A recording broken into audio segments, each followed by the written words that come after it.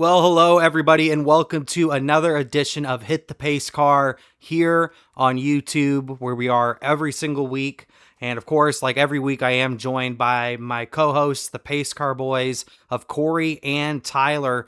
Cory, how are we doing here today? Life's good, man. Another day of work done. Another day talk to my friends about racing. Life's good. Yeah, we had I would say, surprisingly, a pretty good weekend of racing overall. I enjoyed both races, and we'll talk about both of them here in a little bit. But Tyler, how are we doing here today? Doing good, man. Finally got my Traveler's Whiskey die cast from Lionel. Feel like I've been waiting forever for that one. Yeah, you have been waiting forever for that one. It's been like over a year, I think, right? It's been like over a year since you ordered that. That's wild. So you, We're still waiting for the Vegas Denny win from what, a year and a half ago? oh wow, you're still waiting on that one too? Yeah, they suck. They're awful. Oh my gosh, they Number suck. Gotta 60. step it up. Number 60. Yeah, that's nuts. That's pretty nuts. But yeah, you got your Traveler whiskey car. I saw AJ Brown destroying some defenses today on X. So it's been a good day for Tyler. Feeling good. Carson Beck. No, I'm kidding. No, Yeah, Carson Beck. Yeah, we missed it when we were there because we were at their scrimmage the other day. But apparently, I don't know if it might have happened before we got there. But he did like this no look touchdown pass. But when we were there, he wasn't really doing anything. He threw an interception when we were leaving. I was like, Cory, he just threw an interception. He's like, keep walking, just let's keep going. Don't turn I was around. like, nope, that didn't happen. Nope. He's like, I didn't see it, so it didn't happen. Exactly. 100%. They don't keep stats like that. All right, let's get to some NASCAR chatter here, and of course, before we go through our topics, I got to go through the top 10 results from the weekend and a points update post Iowa. We had the Cup Series and the O'Reilly Auto Parts Series this past weekend. No Craftsman trucks in Iowa. All right, let's start with the top 10 results from the weekend, starting with the O'Reilly Auto Parts Series. Carson Kvapil with the victory, going back to back. Raja Caruth with the second place finish, just short of his first career win in the O'Reilly Series. William Sawalich with a good run in third. Ross Chastain in fourth. And then Sheldon Creed rounding out the top five. A fantastic run from Nick Sanchez in sixth. Taylor Gray in seventh. Dean Thompson with a good run in eighth. And then his teammate Harrison Burton right behind him in ninth. And then Brennan Poole rounding out the top 10.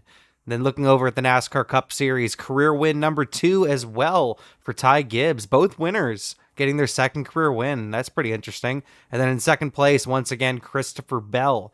In third, we had Ryan Blaney, a much needed good run from Josh Berry in fourth. And then Denny Hamlin having the brake issues all weekend, rounding out the top five. And then another driver with brake issues, Chase Briscoe in sixth. In seventh, you had Ross Chastain getting 2 top 10s in both races this weekend.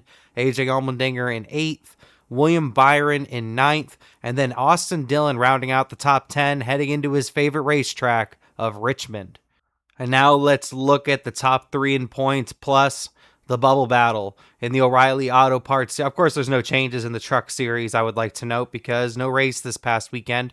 But in the O'Reilly Auto Parts series, obviously, Justin Allgaier has the regular season championship locked up, but there is a battle for second, third, and fourth with Carson Kvapil, Sheldon Creed, and Jesse Love in the point standings. But then we look at the cut line, and there's only these 6 drivers that could make the chase. Of course, the next race for the O'Reilly Series isn't until Daytona, and the drivers competing for those last 4 spots, you have Parker Retzloff, 46 points above the cut line. In 10th, you have Sam Mayer, 19 points above the cut line.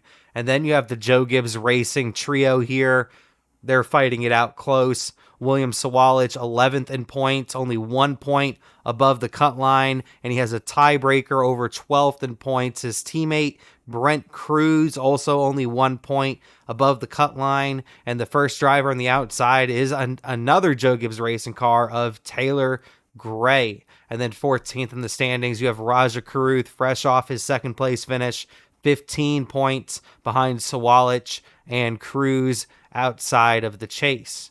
And then let's look at the Cup Series standings. 3 races until the chase begins. Denny Hamlin leading the standings. Ty Gibbs has moved into second, 103 points back. Ryan Blaney, 110 points back. And then Reddick has actually fallen to fourth in the standings. He's actually going to be 120 points back, not on this graphic. And then we look back at the bubble battle. Joey Logano, 89 points above the bubble in 13th.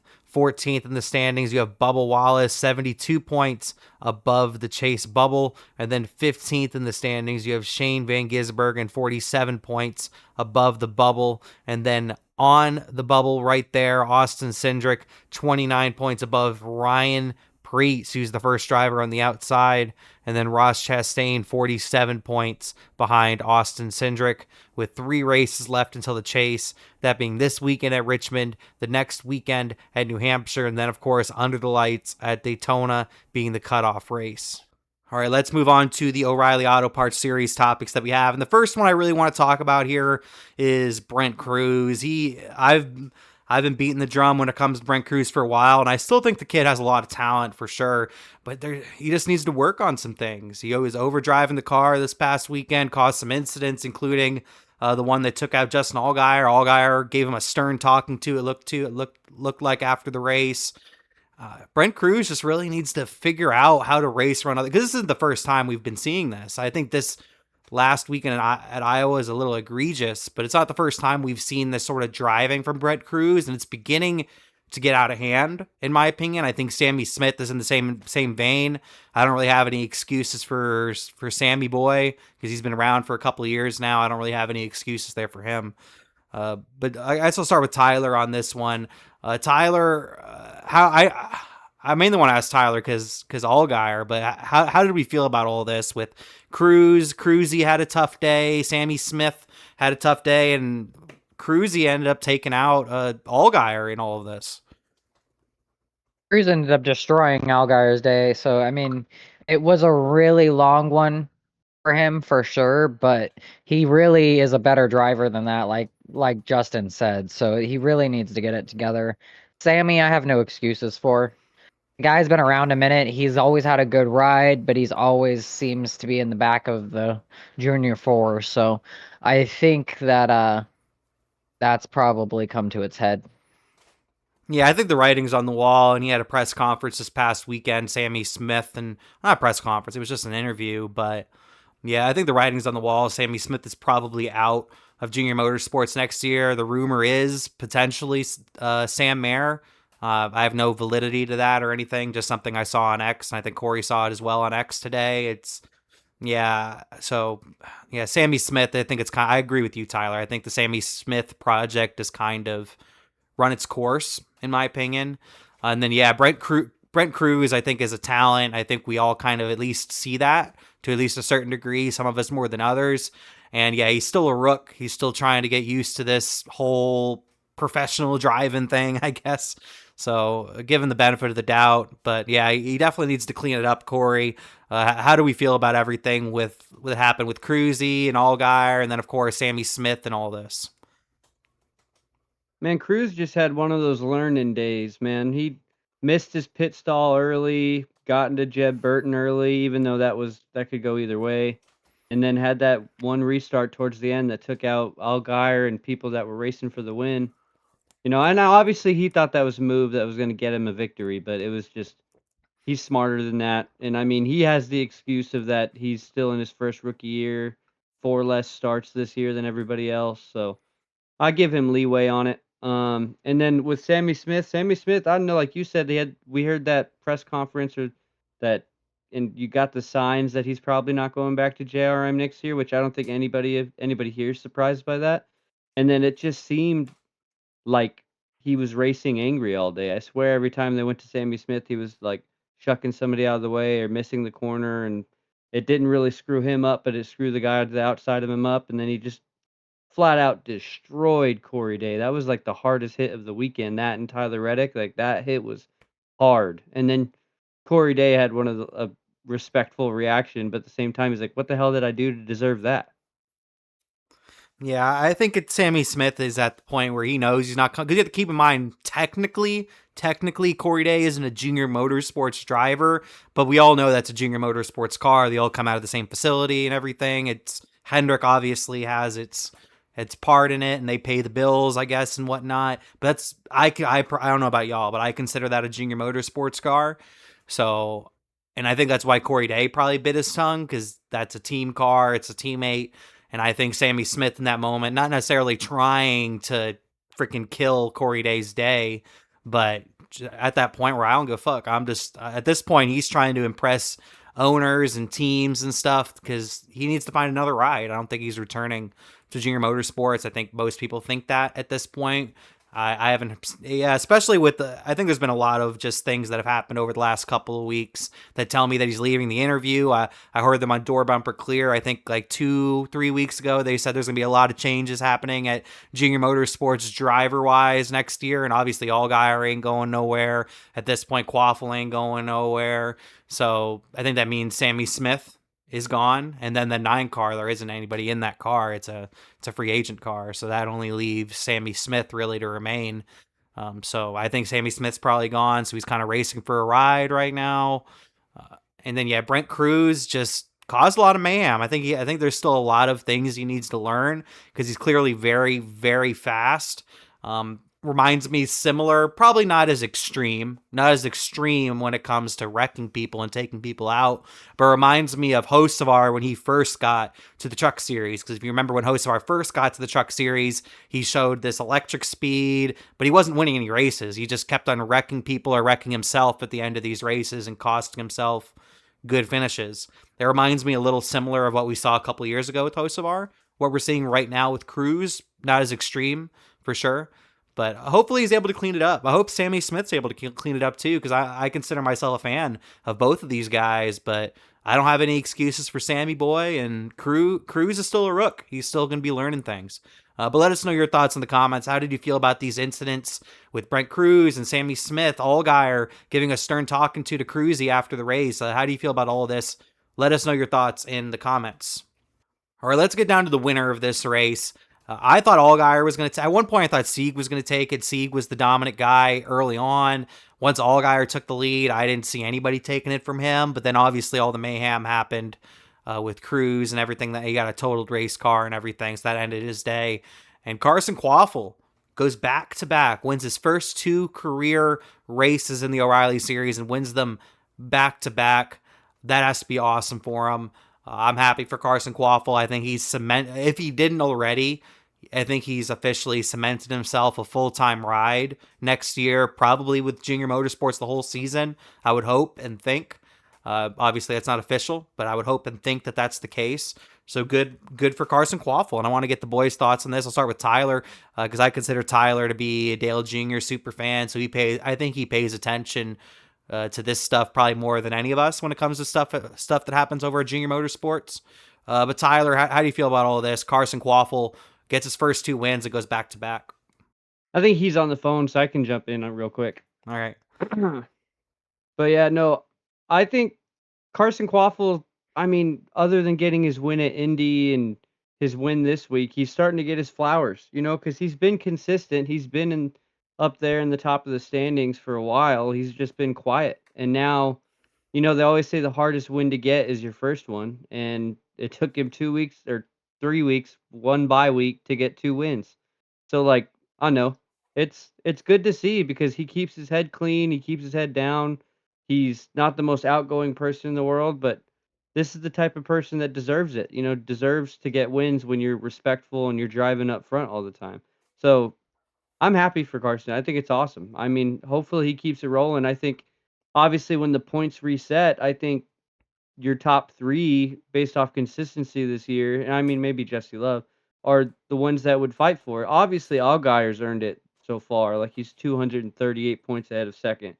The reset shouldn't happen, but based off everything, those are the 4 that are going to be fighting for it, and Carson Kvapil has the biggest chance to upset Allgaier if anyone does it.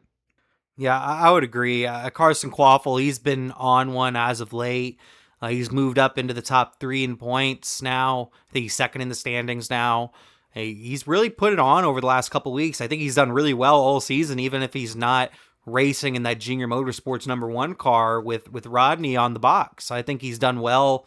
And no matter what car they really have him in, whether it's a different Junior Motorsports car, he did really well for DGM in the 91. I think he had the best performance that 91 car has had all season. So really good on Carson Kvapil. I'm personally really happy for him, even though he is the son of we were talking about earlier, like you need to come from a family of racing or come from a bunch of money. And he does come from a family of racing, but he doesn't come from a bunch of money. That's why Junior is so invested in Carson and in Decatur. And like he looks at both of those kids as almost sons to him, which makes sense. He's kind of carried them through this racing venture, racing world.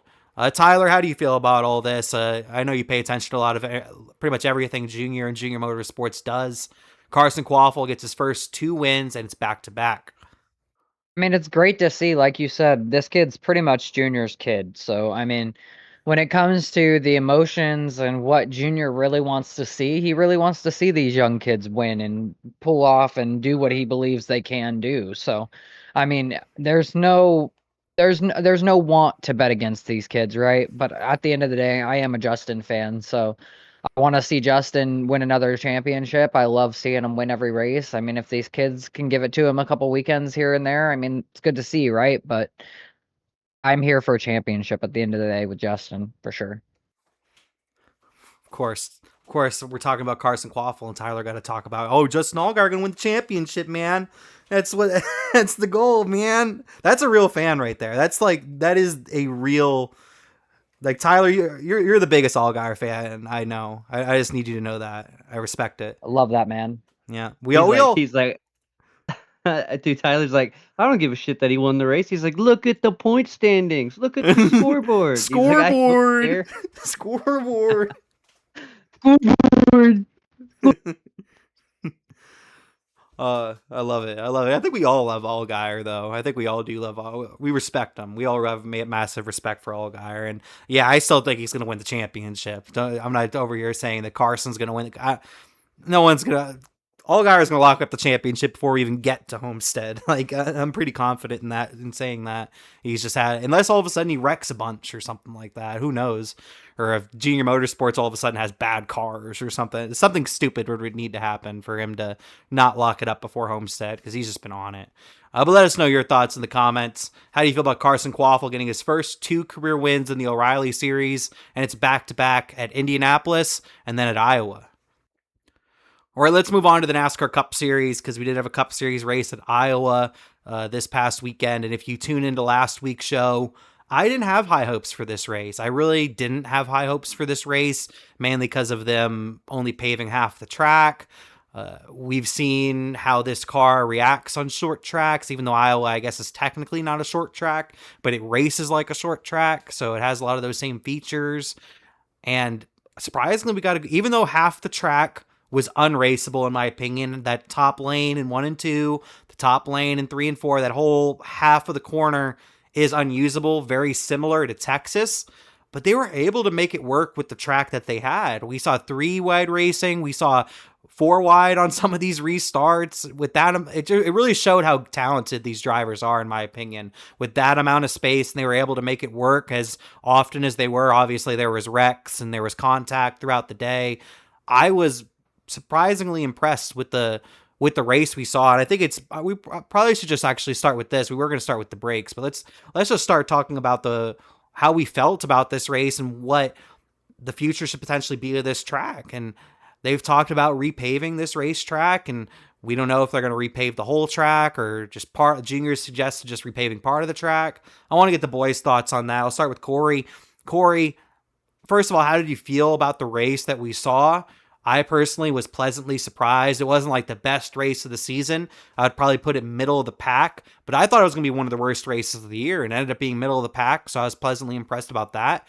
And also, how do you feel about the future of this racetrack? We know they're going to repave it. You think they should repave the entire surface and make it just one consistent surface, or you think they should repave just the top lane where it didn't get repaved before? What do you think about that? I mean, I like Iowa. I think I hinted at it last week that it's one of the more entertaining short tracks we have. Like, Yeah, it's difficult to pass. Dirty air is a problem, but that's every short track. That's everywhere with this car. And Iowa still allows you to run side by side for 10, 15 laps versus most other short tracks. It's like once they're at your inside, you're pretty much screwed. It's like you have to back up or you're going to get passed by multiple cars, right? So I was looking forward to Iowa. I think it led to what I was expecting. I was happy with the race. I thought it was entertaining. I was beside you going like, it's up there for one of the more entertaining short tracks, right? I mean, if it's considered a short track. And but yeah, I liked Iowa. I mean, obviously there's definitely ways to make every single track better and you can make Iowa better. But compared to all the other short tracks that are dealing with a lot of issues, Iowa was entertaining. And dude, part of me thinks Junior's right because I feel like if you repave the entire track, it's going to be a one-lane track for a race or 2 or 3 or 4 years or whatever it is before you can actually find more speed in some other grooves. I wouldn't be opposed to doing just the outside of the track because maybe that'll create more grip and make the outside more usable and make it passable, you know? But it's a good discussion to have. I have a feeling if you repave the whole track, you run into the risk of having the first 3 or 4 years of the track just being a one-lane track, and then everyone's gonna be like, "Well, why are we going to Iowa?" Well, honestly, if I'm being honest, I really think either way they decide to go here. That's why there's been a small demographic of people that have said, don't change a thing, even though half of the corner is unusable. And the reason they're saying that, and I'm worried about this myself, is if they end up repaving just the top half of the racetrack or the whole track, either way, those first couple of years, I personally think it's going to be even harder to pass because you're going to actually be able to use the high lane. And I mean, I think it's also going to produce more slide job and opportunities for those crazy sort of slide job passes. So we'll be able to hear Junior yell, slide job, slide job. You know, we'll be able to hear that. But I am worried about that myself, no matter which way we go here, that for 3, maybe 4 years, that top lane, it's going to be so hard to pass. You can just hold up against the wall and you're not going to be able to clear somebody on the bottom unless you completely send it in there. So I am personally worried about that. So honestly, I'm undecided. I'm undecided on which I would want. I like Junior's idea of just doing the top because, first of all, you just repaved the bottom like 2 years ago at this point. And it also gives each part of the racetrack kind of its own sort of character. You get what I'm saying? Kind of has its own little character to it. But also, but then repaving the whole track, it makes it more consistent. So I'm very undecided on what I want them to do. All I know is I do want them to repave the track because, in my opinion, it just looks stupid. It looks unprofessional. It looks stupid. I want the whole track to be usable. I don't want just half the track to be usable, even if that means we suffered through 2, 3, 4 years of not great racing. Because once the track gets worn down, it'll be similar to the way Iowa was before, where you can just race. That's why people loved Iowa so much, because you could race anywhere on the racetrack. And eventually it will turn into that. Tyler, first of all, how did you feel about the race itself that we saw on Sunday? Were you pleasantly surprised like me? And what do you think the future is when it comes to paving this racetrack? It's definitely a good race. I mean, it wasn't a barn burner by any means, but it was a good race. So, the problem with paving any track is you're going to run into the fact that you're going to have a couple of years of it sucking. We don't run these tracks enough or consistently enough to break them in a fast-paced manner. So, repave is needed, right? So it's kind of one of those things that kind of has to happen. But at the end of the day, we're going to suffer for a couple years for it. As race fans, we just need to kind of be understanding of that, and then hope that Iowa either breaks in faster, or maybe, like you said, they do something different and just pave the top to kind of get different break-in periods. I don't know. There's no good answer with anything when it comes to messing with a racetrack. So when it has to be done, it has to be done, and we're all going to be pissed about it. Yeah, that's the thing. I feel like it has to be, especially since they paved the bottom. If they never paved the bottom of this racetrack, I think there could be a slight argument on not paving it at all. But even then, you have, like, I saw the pictures. There's so many gaps and little holes. Like, this is a mangled racetrack when you look at it. And what Tyler's saying, very hard. We see these issues with tracks when they're first repaved because a lot of these tracks get raced on once or twice a year. Luckily with Iowa, they race NASCAR there, but they also race Indy cars there as well. So that's a little bit of a plus. That's a couple more races on the racetrack. But that's one of the reasons why we don't see these tracks worn in enough, because we don't see local series or anything racing on any of these tracks that NASCAR races on.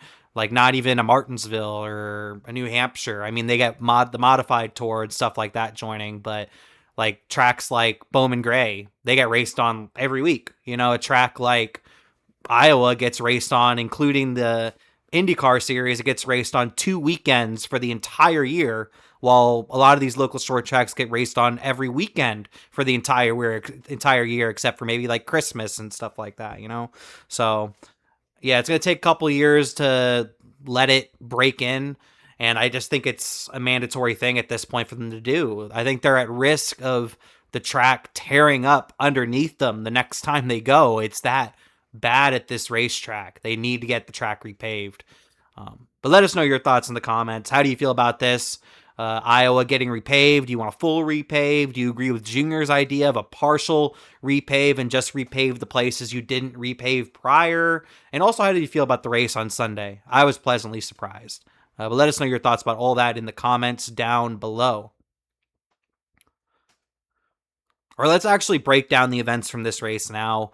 And one thing that we have to talk about before the race really even got started was a story throughout the weekend was these brake issues that Toyota were having, in particular with 2311 and Joe Gibbs Racing. Like we're having brakes crack and we had a whole bunch of randoms. I can't believe what we were seeing with brakes. It sounded like Denny was having issues with the brakes the entire race.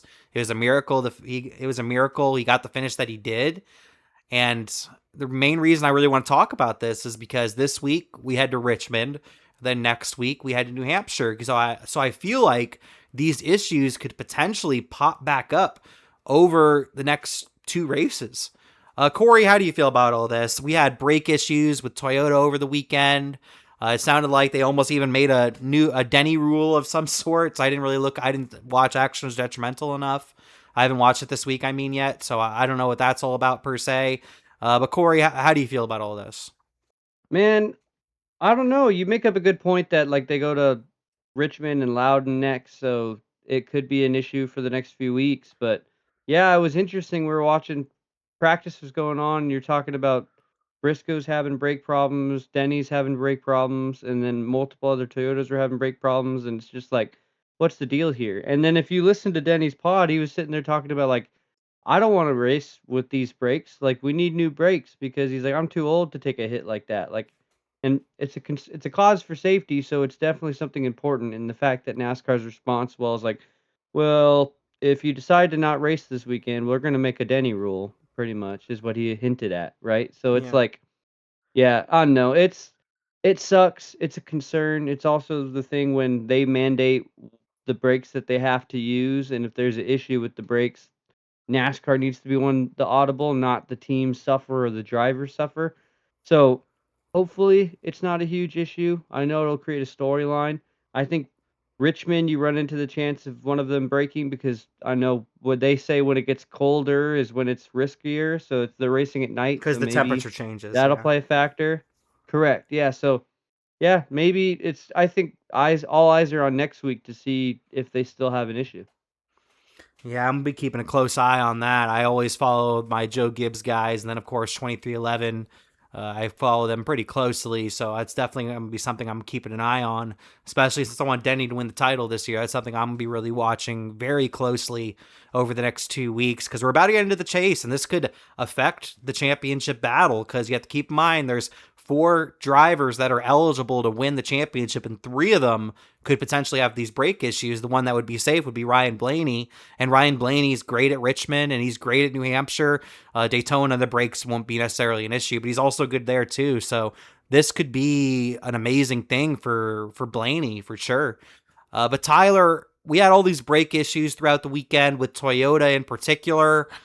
We have Richmond this weekend, New Hampshire next weekend. Personally, I'm watching this with great interest. How are you feeling about all this?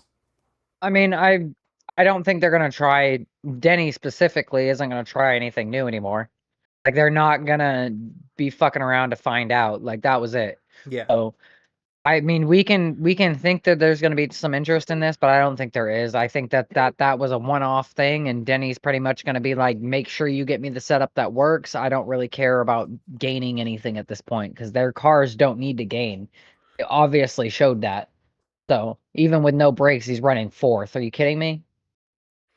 Yeah, that's a valid point as well, Tyler. Like these drivers are good enough at these upcoming racetracks, and if it ain't broke, don't fix it, you know? So maybe they go back to their older setups and the way they had everything set up before, and maybe that can fix the brake issues that they saw this past weekend. If you're a Toyota fan, you have to at least hope that would be the case because heavy braking is used at Richmond and used at New Hampshire, and we're about to get into the chase here. So this could affect Hamlin winning the regular season title. It could take Ty Gibbs and Tyler Reddick out of the battle completely, potentially. So it's definitely something to keep an eye on. And it sounds like Denny's just saying, keep it simple, stupid. You know, just keep it simple, and I'll probably get the win because Richmond's my best racetrack. So we'll have to see what happens with all of that. But let us know your thoughts in the comments about the brake issues, the brake failures we saw this past weekend at Iowa with Team Toyota. All right. I thought we'd at least talk about this for a moment here because we've talked a lot about Trackhouse this season.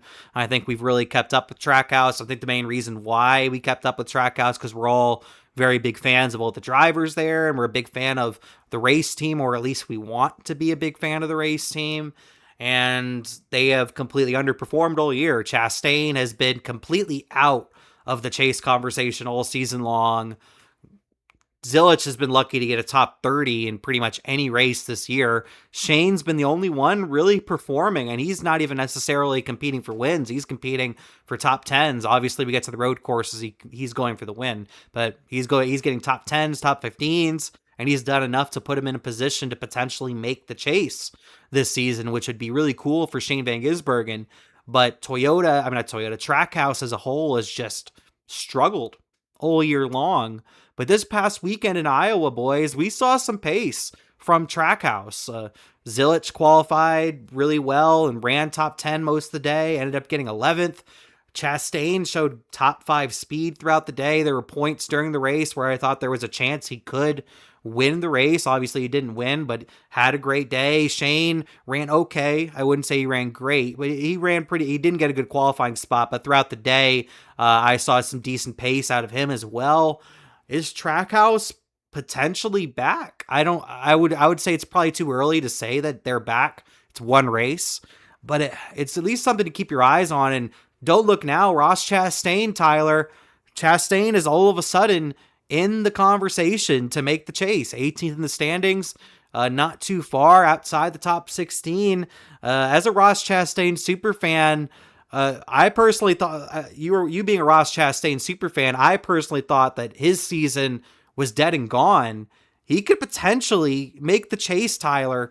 How are we feeling about, first of all, Chastain's chances, and then also Trackhouse actually performing?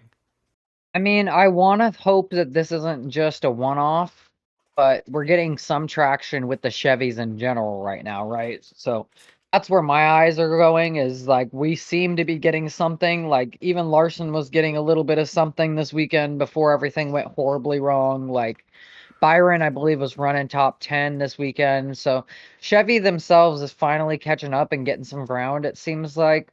I'm not as mad at Trackhouse as I was seeing Hendrick struggle as bad as they are. I mean, I'm not blaming them as much directly, right? So yeah, I'm excited to see Ross hopefully make the chase because they need the money, because the bonus that comes with making the chase is really what matters at this point. But other than that, I really need them to figure it out as a whole for Chevy. Yeah, because I've said it many times on here. I wouldn't consider myself a huge. I like Chastain, but I also consider Chastain to be one of the more talented guys in the field, and it's just been baffling me all year long that he's been struggling as much as he has. And part of that you could put on Chevrolet with the new body and everything. Yeah, part of that's on Chevy. Trackhouse has been lagging back. Hendrick hasn't performed up to their standards. Spire has obviously done really well. I think a lot of people would point to the Chris Gabehart connection and maybe a couple other things on why that could be happening. But yeah, Chevy as a whole has struggled this year. And yeah, Trackhouse needs it, but more than anything, I think Chastain needs it because I think, like I said, I think he's one of the more talented guys in the field. Ever since that incident happened at Darlington and Rick Hendrick has had that press conference, everybody says that he has regressed. I've been very worried about the Busch sponsorship. Ever since he got in the Busch sponsorship, he hasn't really done much. So I've been worried about him losing the Busch sponsorship. And we all know that's one of the premier, if not the premier sponsorship in all of NASCAR, having that Anheuser-Busch connection. So that's great for him. And being a Zilich fan, I was hyped for 11th. I was pumped for an 11th place finish from Connor Zilich. Cory, how do we feel about all this? Trackhouse doing pretty well, and Chastain has put himself back into the chase conversation. I mean, to be honest, that's what was kind of exciting about Iowa was the fact that maybe the battle for the lead wasn't that crazy entertaining, but you had Chastain with a great race. You had Connor Zilich in the top 10 for most of the race and getting 11th, which I know we were all excited for because we know how much talent he has, and he's had the worst year. Honestly, none of us could imagine how bad of a year he's had. So getting 11th is like we all had him in the chase, by the way. We all had him make the chase. Yeah, 1,000%. And he has a -0% chance that that's going to happen. You had Noah Gragson running in the top 13 for most of the race too. Like it was just interesting that you got to see it. Top 10. He was running in the 10. Give him his top 10. Hey, I know, dude. We were running in the fucking top 10. We were talking about that. We were literally talking about that, dude. Like it'd be a celebration if Chastain and Gragson, or not Chastain, if Zilich and Gragson get a top 10. That'd be insane. But so close. It's still a celebration. It is still a celebration for him to even make it that far. That's how horrible this year has been for those boys. But that reiterates the progress that Chevy is making, minus the Noah Gragson part. I just threw that in there because Noah, that was good to see him up there. But because Noah belongs in a bow tie.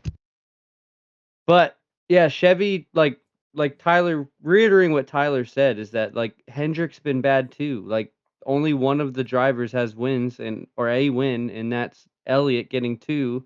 Byron this far in the year has none. Larson this far in the year has none.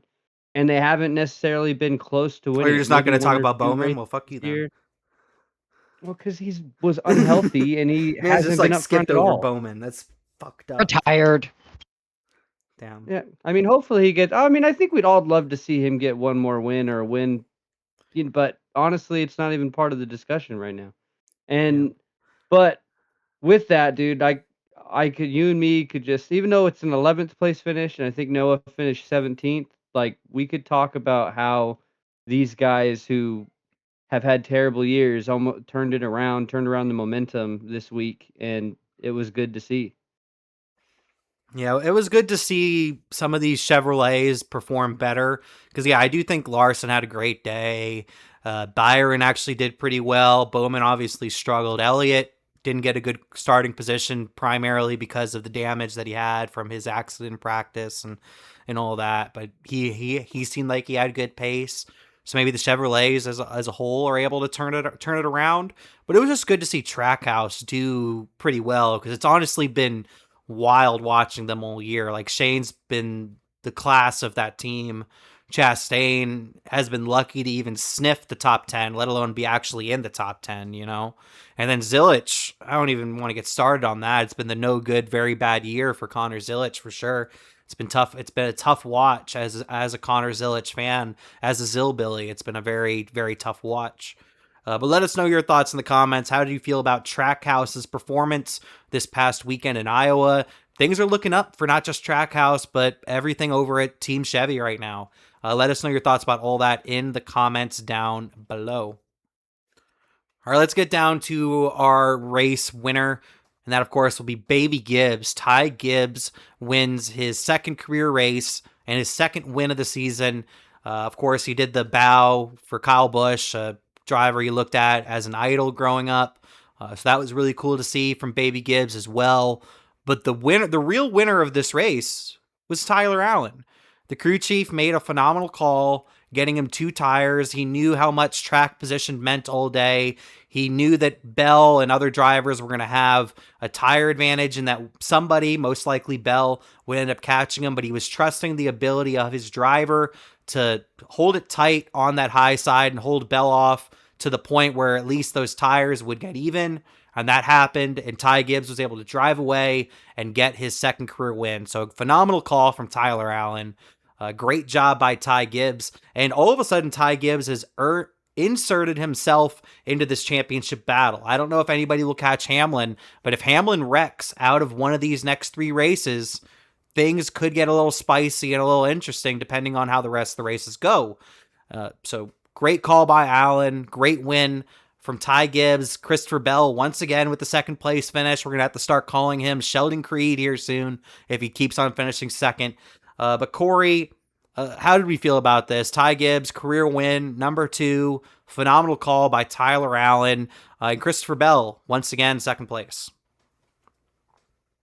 Yeah, it all came down to that call. It all came down to strategy, man. And I think going into it, yeah, I feel like with races, you kind of forget the strategy sometimes when it comes to these type of races because, like, the race just drags on, and then you forget how much of dirty air is a factor. Because Bell was fastest. I think Bell was the favorite in my mind with 100 laps to go. Oh, yeah, for sure. And Ty Gibbs was, what, 4th at the time, and he jumped to 1st, and then Bell got there with, what, 20 laps to go and just couldn't get around him. And I think him being a teammate definitely factors into that. But yeah, it all just came down to call, and obviously look at the results. Joe Gibbs Racing, another spectacular race, even with the brake problems. Yeah, another fantastic race from Gibbs. And I don't know. I don't know if I would agree with you on the fact of maybe if it was somebody different, it could have been different. Most other drivers, I would say, yeah, if that wasn't his teammate, probably move him out of the way. But that's just not the way Christopher Bell races. He definitely accidentally gets into people from time to time, but Christopher Bell is never trying to move somebody out of the way. He always wants to win cleanly. So I would be surprised to see that happen. And maybe if we were in an O'Reilly car or in a different car, maybe the end of that race goes differently because obviously track position's king anywhere we go, but especially in this car, track position seems to be extra important. And that's what ultimately came down to. Gibbs had the track position because of Tyler Allen, and then Gibbs was just able to do enough for a certain amount of laps where their tires were able to get even, and then he had the clean air versus the dirty air, and he was able to outdrive Bell at the end of this race at that point. Tyler, how do we feel about all this? A bunch of ties in here. We're going to ask Tyler about Tyler Allen, and Ty Gibbs ends up winning the race. Tyler Allen making the golden call, Tyler. That's some absolute call made by Tyler. Gibbs only was able to hold him off and did a great job doing that. But it definitely highlighted the problem with this car, right? And the main problem that we all keep going back to, and that you can't pass in this car no matter how hard you try. Bell was right there. He got up under him, and then you watched him just fall right back like it was not even possible. So it's really hard for me with this because we all want to keep pointing back to the problems with this car. And no matter how many you make, this car keeps being a glaring issue. So high five to Gibbs. He did another one. He's killing it. Dude's having a grand time. But I think honestly, it would have been a different situation if Christopher Bell had a better car he was driving. And I'm not talking like that day, right? I mean, just in general. I 100% agree, Tyler. I think if they were racing the old generation of car or an O'Reilly car or a truck or pretty much any other car, I do think Bell would have gotten by him at the beginning of that battle because he definitely had the better car, but clean air versus dirty air is a big difference. And Gibbs was just able to do enough. Gibbs was able to do enough to have Bell wear out his tires where they were closer, where they're more even. And then at that point, clean air just makes all the difference. And that's why Gibbs was able to essentially get away from Bell, and Bell wasn't able to challenge Gibbs for those last couple of laps of the race, was pretty much because of that. And yeah, it's a big issue with this car, but I just don't see us, once again, I just don't see us getting away from this car anytime soon, which is very unfortunate. But let us know your thoughts in the comments, because it was a golden call by Tyler Allen, getting Ty Gibbs the track position. And then Ty Gibbs gets his second win of the season, second win of his career, and it comes at Iowa, holding off his teammate of Christopher Bell, who gets second for the second straight week. Let us know your thoughts about all that in the comments down below. All right, this leads us to the championship battle discussion for the regular season championship, I should say. There's 3 races left in the regular season, and there's 4 drivers that have a shot at doing this. We have Denny Hamlin, Ty Gibbs, Ryan Blaney, and then Tyler Reddick, who, if you asked most people a month or two ago, they thought that Tyler Reddick already had it locked up. And at this point, Tyler Reddick's 4th in the standings, and he's dropping. So we have an interesting with the stuff with the setups and the brakes make things even more interesting. These next 2 tracks are amazing for someone like Ryan Blaney, even Denny Hamlin as well, as long as he doesn't have brake issues and stuff like that. He could do really well over these next 2 weeks. Then, of course, we go to Daytona for the night race, and that will finish up the regular season. We'll have a regular season champion after that race. I personally think Hamlin's going to get it unless he wrecks. If Hamlin wrecks in one of these next 3 races, I think it could get interesting, especially with someone like Ryan Blaney.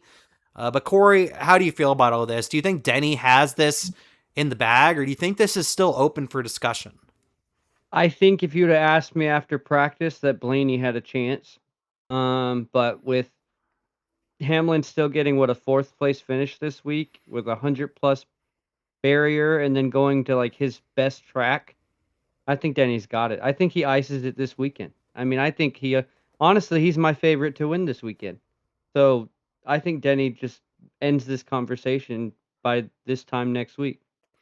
Yeah, because technically he can. He can end the conversation after this weekend if those 3 guys don't necessarily have great days and don't get a bunch of stage points, and Denny goes out there and dominates the first and second stage and wins the race, he could potentially lock up the regular season championship at the end of this week. And I agree with you, Cory, that this is Denny's best track. But what we saw happen with the brakes this past weekend, I am a little worried about that. If they do the right changes to the setup, maybe that doesn't affect it. I'm not going to fake. I am a little worried about that. And if Hamlin has brake issues or gets wrecked out or something happens at Richmond, Blaney's probably going to get a top 5. So I'm going to be watching this weekend very closely. This weekend, I'll be watching very, very closely. But Tyler, how do we feel about this championship battle? We have 3 races left. Denny has a little bit over 100-point advantage. Do you think it's already in the bag for Denny, or do you think there still is a conversation to be had? Man, I'm hoping it's in the bag for Denny. I don't want to hear anything less, so I don't hope for any conversation. I hope for Denny to win the hell out of this conversation and this championship every which way direction we can think of. Yeah, I think, and this is coming, it's funny hearing Tyler say that, because I would say a year ago, one of Tyler's least favorite guys was Denny Hamlin, but I think we've all, with everything that happened with him in the offseason, with him losing the championship the way he did, he's one of the greatest drivers in NASCAR history, and he doesn't have a championship. I think we're all even if you're not a Hamlin fan, I think everybody is very invested on Hamlin potentially winning the title this year, Tyler. 100%. And here's the thing about Denny, and here's what made me a fan, funny enough, was watching him as a family man. Watching him win 60, and then watching him win, I think, what it was 61, whatever it was, 62. Again, like, that was his who he is with his family was the equivalent of who Kyle was with his family, and it's the side that most of us unfortunately don't get to see about these boys. And I got to see it in person, and it completely changed every feeling I've ever had about Denny. So I hope he wins that championship, and I hope he rides off into the sunset. Man deserves it. Yeah, if he does win the championship, I wouldn't be upset at all with him retiring if he ends up winning the championship this year. I think that would be a very cool thing, and not something really anybody could really say. There's not a lot of people out there that can say, I won a championship in my last year. So hopefully Denny's able to do that. I would love to see it. Obviously, there's going to be some people wanting Blaney. Blaney, very popular guy. There's definitely a Gibbs fan group out there. They probably want Gibbs to win it. Reddick obviously has his fans. A lot of the casuals, I would say, are Reddick fans because of the Michael Jordan connection. So there's 4 guys that can still get the job done. But let us know your thoughts in the comments. You think Hamlin already has this in the bag? But with the brake issues we saw this past weekend, with Blaney being really good at the upcoming tracks, Ty Gibbs seems to be on a hot streak right now. Do you think he has it in the bag, or do you think one of these guys might be able to take it from Hamlin for the regular season title, which would be very important points-wise for the chase upcoming? All right, that will do it from everything from Iowa. So let's get into something a little fun here, because we have been seeing over the last couple of days, the last week and a half, I'd say probably at this point, a lot of these racetracks that are around NASCAR. Some of them more fun than others. Some of them are just like, bam, that's where we're racing, and then some of them are doing like viral sort of videos. They want to go viral and stuff like that, and they're all unveiling what are the dates that they're racing next year. The one that stood out to me the most is Talladega on Halloween. I think we're all going to probably try to get to that, because that's going to be something to see. That's going to be crazy for sure.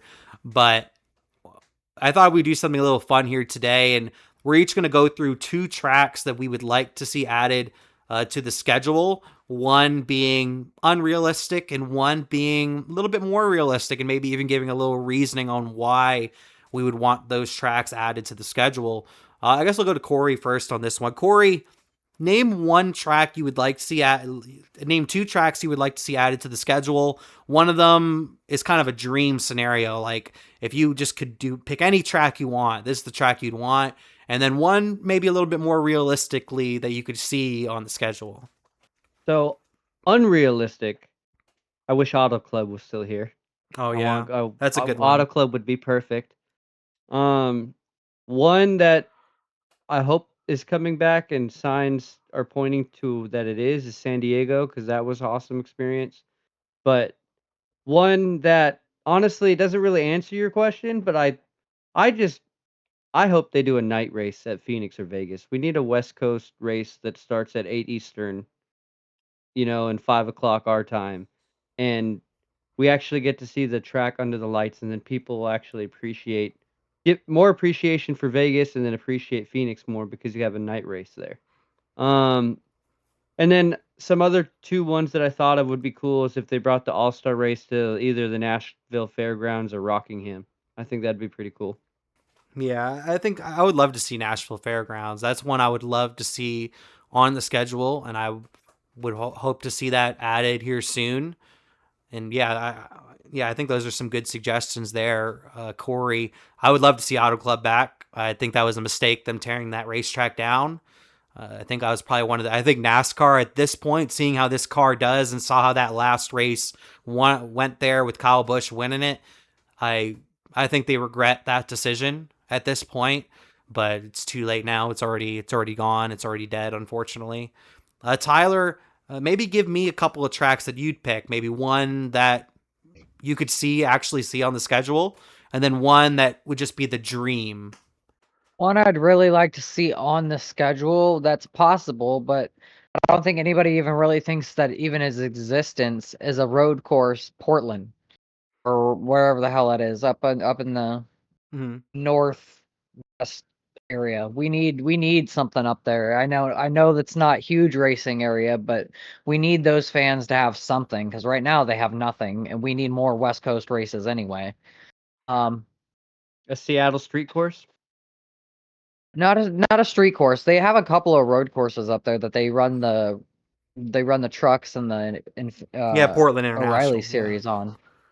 Yeah, so, and that track is beautiful. It looked like it was a grand time. I mean, it looked like you had families out there camping on the lawns and having picnics and doing all that fun stuff. So it looked like it was a decent time. I don't see why we don't visit that area more other than ticket sales, but you got to expand a little bit to get that, right? And then I guess I'd have to say,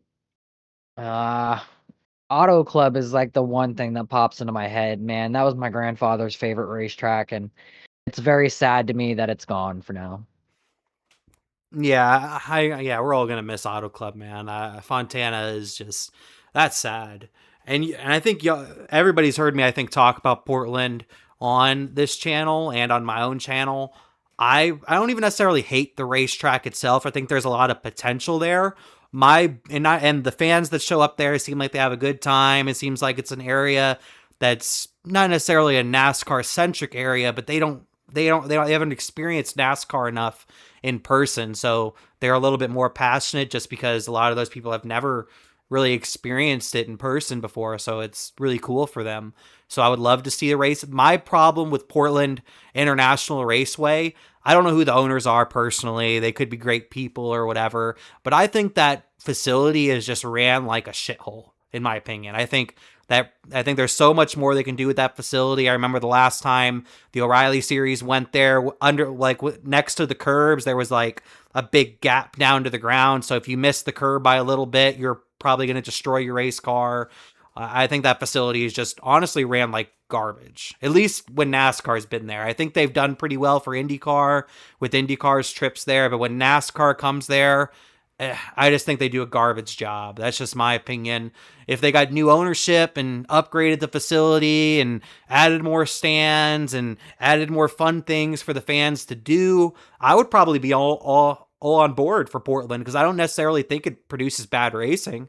I just think it's really a bad looking product. It doesn't look very professional. It looks like that no one had visited or worked on the track in a couple of weeks when NASCAR shows up there.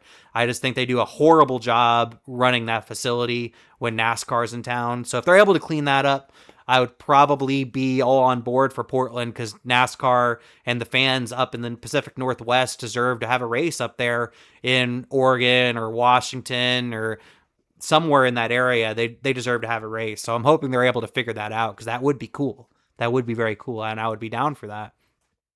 For me, the unrealistic one, and I've said this before, I think, on this show, I would love for them to go out to Australia and race at the Thunderdome, which is pretty much a little over a mile oval, D-oval, I should say. It's kind of more, it's a little high banked. I would say it's similar to like a Charlotte. It's smaller. It's not as big, but I would say it's similar. It might, I forget how big it is. It actually might be as big as Charlotte. I would have to look that up, but I would love for them to go there. NASCAR went there back in 1988, I think. So it's been a very long time. NASCAR did an exhibition race out there many, many years ago. But with Ambrose being in the sport, with supercars and NASCAR having somewhat of a connection at this point, Shane Van Gisbergen, obviously being from New Zealand, but he's very popular in Australia, and he's became a very popular driver out here in the States as well. Obviously, I don't think it should be a regular season race or anything like that. I think it should be all-star race sort of situation, exhibition, off-season race or something. But I would love for them to go to Australia and race at the Thunderdome. So I think that would be the dream racetrack, especially with this generation of car. I think it would produce a great race. And then my more realistic one, Cory kind of brought it up a little bit there, and I've said it before here on the channel. I've told you guys this here before. If the Cup Series goes back to Nashville Fairgrounds, I will be there. I will be there, because that is a great racetrack. It has so much history. It's close to Broadway and everything fun in Nashville. It's a great location. Like I said, a lot of history. Dale Jr. is very fond of that racetrack. So I think if they would do a race there, it wouldn't just be the Cup Series. I could see maybe all three series going there, plus maybe the Cars Tour. I could see it being a whole festival of racing if they went back there. So that would probably be the top of my list.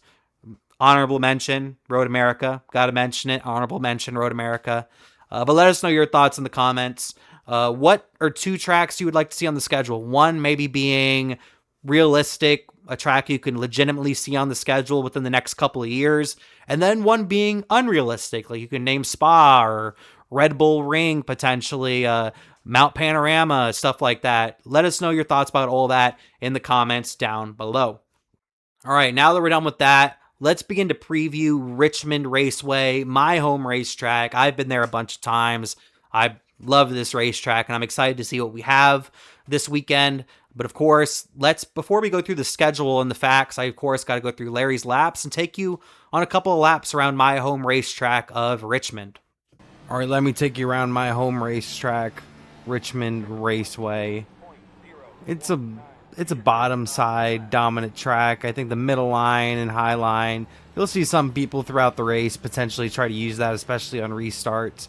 I expect these restarts to get pretty nutty this weekend, primarily because it's just so hard to pass in this car. So I expect 3-4 wide restarts potentially in this race. But yeah, expect the bottom line to be dominant. We're going to see some tire fall off because we've seen these tires raced a couple of times this year. One of those races being at North Wilkesboro. So maybe we get a good show. Maybe we get some multi-groove racing, but I expect it to be some of the same we've seen at Richmond. Not horrible, but not necessarily great. But thanks for riding around with me at my home racetrack of Richmond Raceway. All right, now let's go through the schedule and the facts for this upcoming weekend at Richmond Raceway, the Cookout 400, and we also, of course, have the Craftsman Truck Series in Richmond this weekend. All right, let's start with the weekend schedule for Richmond Raceway. On Friday, we have the Craftsman Truck Series having practice on Fox Sports 2. That'll be at 1 p.m. Eastern Time, immediately followed by qualifying. And then at 3:30 p.m. on True TV, we have Cup Series practice, immediately followed by qualifying. And then at 7:30 p.m., we have the Craftsman Truck Series race on Fox Sports 1, the Blacks Tires 250. And then, of course, on Saturday, we have the Cup Series, the Cookout 400 at 7 p.m. Eastern Time on USA Network. No ARCA, no O'Reilly Series for this weekend. All right, let's look at some weekend and track facts. The Cookout 400, the stages end at lap 70 for stage 1, 230 for stage 2, and then it is a 400 lap event. The track, of course, is located in Richmond, Virginia. It's a 3/4 mile D-shaped short track. And then the first Cup Series race was on April 19th, 1953, won by Lee Petty. The active win leader is the local driver of Denny Hamlin with 5 victories. And then last year's winner actually has won the last 2 races, one of those in very controversial fashion, that being Austin Dillon. And then the notable entries for this weekend. In the Craftsman Truck Series, we have Nick Lights driving the number 1 for Tricon Garage, along with Cory Heim racing the number 5 this weekend. And then a couple of others that we have. We have Connor Hall in the number 4 for Nice this weekend. We have Shane Van Gisbergen driving the number 7 for Spire, along with Tristan McKee, 16-year-old Tristan McKee, making his first Truck Series start in the number 77. And then over for Colleague, for Ram, we have the return of Elliott Sadler driving the number 25. And then in the 62, we have Christopher Bell. Of course, no O'Reilly Series race this weekend. And then in the Cup Series, we have an open entry from the number 66 of Josh Balicki. And then looking at the weekend weather report at the moment, me recording this on Tuesday night, currently on Friday, it looks like we're going to have PM thunderstorms, a little over 40% it says there, and high temperatures up to 89 degrees. And then on Saturday, it looks like a lot less chance of rain, I should say, around 10%, partly cloudy, and a little bit cooler, not much cooler, at 85, and expect a lot of humidity out there in Richmond. All right, now that we've gotten through all that, I would also like to note that the Knoxville Nationals are this weekend, and you should be able to see everything happening at the Knoxville Nationals on Dirt Vision this upcoming weekend. The main event being on Saturday, so definitely tune into that. Expect some pretty well-known drivers to be in that. But now that we're done with all that, I do want to ask the boys their thoughts on Richmond. I love this racetrack. It's my home racetrack. I've been there a bunch of times, but I guess I'll start with you, Tyler. Tyler, you've watched Richmond for many years. I know your boy, Junior, this is probably one of his favorite racetracks. Where would you put Richmond on obviously with this car, it doesn't really put on the best product, but what are your thoughts on Richmond? I mean, this car has destroyed a lot of tracks, so it's hard to talk about, right? But Richmond 2008, you would put me up there with a crown jewel if you ask me, because that track has produced some of the best races in history. I mean, like you said, Dale Jr. loved that track, and there's a reason why. If Jr. loves a track, you know that track is historic, to say the least. Yeah, we've seen a lot of great moments at Richmond over the years. Like when you said that, one of the first things that popped into my mind, it's one of my obviously, people always say Kyle Busch, Reckendale Jr., Clint Boyer went on to win that race. That's always one that's brought up. But one I always think about, I think it was the first edition of the Chase, and it was the cutoff race for the Chase. Obviously, we had everything with Truex a couple years later, but at the first edition of the Chase, when it was just 10 drivers, you had a driver, one of my favorite drivers growing up, Jeremy Mayfield, was right on the line near making the chase, and he went out there and won in that number 19 car, made the chase. Obviously he didn't really do anything in the chase, but that's one thing I always remember, because we didn't see Jeremy Mayfield win that much, so that was really cool to see that happen. Like I said, he's one of my favorite drivers growing up. Obviously I had Bobby and Robbie Gordon and Dave Blaney, but right after those three, it was probably Jeremy Mayfield. So that was one thing that always comes to my mind when we go to Richmond, is that moment with Jeremy Mayfield winning his way into the chase. But Cory, what are your thoughts on Richmond? You know me, I'm a sucker for night racing, man. So Oh yeah. I love Richmond. I love every night race NASCAR can put on. Is Richmond the most entertaining race? No. Like you said, there's some good racing especially when it was the chase cutoff, like the cutoff to make the chase. You had two or three battles you were interested in. Maybe like if a guy's running 15th and the guy he's passing or the guy he needs to beat's running 12th, he needs one more position to beat him. You had those type of situations popping up, which made Richmond even more entertaining because you're wanting to see who wins and wanting to see who makes the cutoff, right? Now with it not having that, it's lost a little bit. But even then, like I'm not gonna knock the track. The car is the issue. We can talk about that forever. But Richmond's good, and anytime NASCAR can go to a track and put on a night race, I'm always gonna be a fan of it. Yeah, I love Richmond, my home racetrack. Always going to have a soft spot for that racetrack. I miss that obviously it doesn't have 2 dates anymore, but with this car, with the attendance at that racetrack over the last 15, 20 years going down as much as it has, I understand it.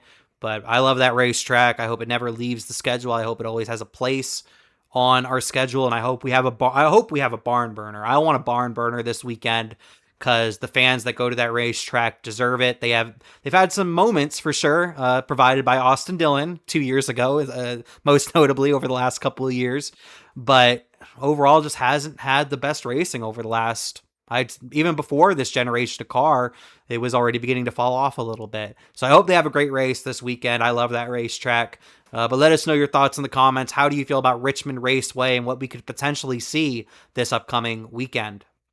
All right, that will lead us directly in to our weekly picks, and it was a tough week. I don't know what's going on with Tyler these last like month or two. It's been a very tough go for Tyler. His second last place finish over the last 4 weeks.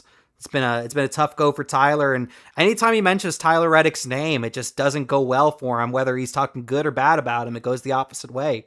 He picked Tyler Reddick to win. Reddick finished last, so Tyler only got 1 point. So he goes from 75 to 76 points and remained second in the standings.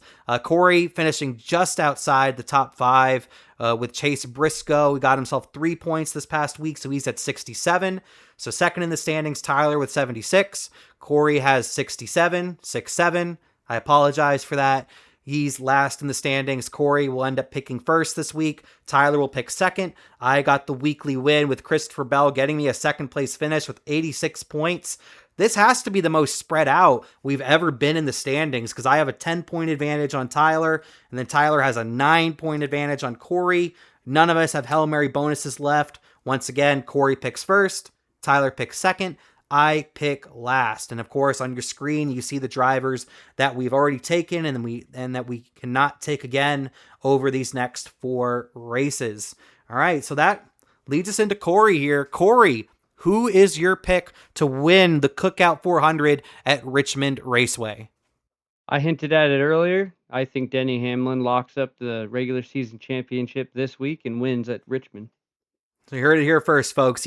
Cory here picks Denny Hamlin to win the race and also lock up the regular season championship, I should say, this weekend. Tyler, who is your pick to win at my home racetrack of Richmond? We're going to take Mr. Seabell to finally break this damn second curse streak. I think that's a very good pick there by Tyler. So we have a couple of Gibbs guys getting picked there. And I'm going to have to pick with my heart. I have the advantage. This guy seems to really like Richmond. I'm going to pick the driver of the number 3, Austin Dillon, to win this weekend and get the first RCR victory in the Cup Series since the passing of my favorite driver, the legend, Rowdy Busch. He is my pick to win this weekend. So to go over our picks one more time, I have decided to pick the driver of the number 3 for Richard Childress Racing, AD Austin Dillon, while Cory has decided to pick the driver of the number 11, Denny Hamlin, for Joe Gibbs Racing to not just win, but also lock up the regular season title. And then Tyler picks Christopher Bell, or should I call him Sheldon Creed, who's finished second a bunch, but looking to get his first win of the season in the number 20 for Joe Gibbs Racing. Let us know your picks in the comments. Who is your pick to win the Cup Series race this weekend, the Cookout 400 at Richmond Raceway? And that'll do it for this week's edition of Hit the Pace Car here on YouTube. We would greatly appreciate a like, follow, comment, subscribe, share. Do whatever you need to do. It would be greatly appreciated. But before we head out, of course, I got to send it to the boys for last word. Cory, anything you got to say to the people before we head out for the day? Who's ready for some Saturday night racing? Because I am. Saturday night under the lights in Virginia. Tyler, any last words you got to tell the people before we head out? Cool, real professional. You heard it here. Cool, real professional. I like it.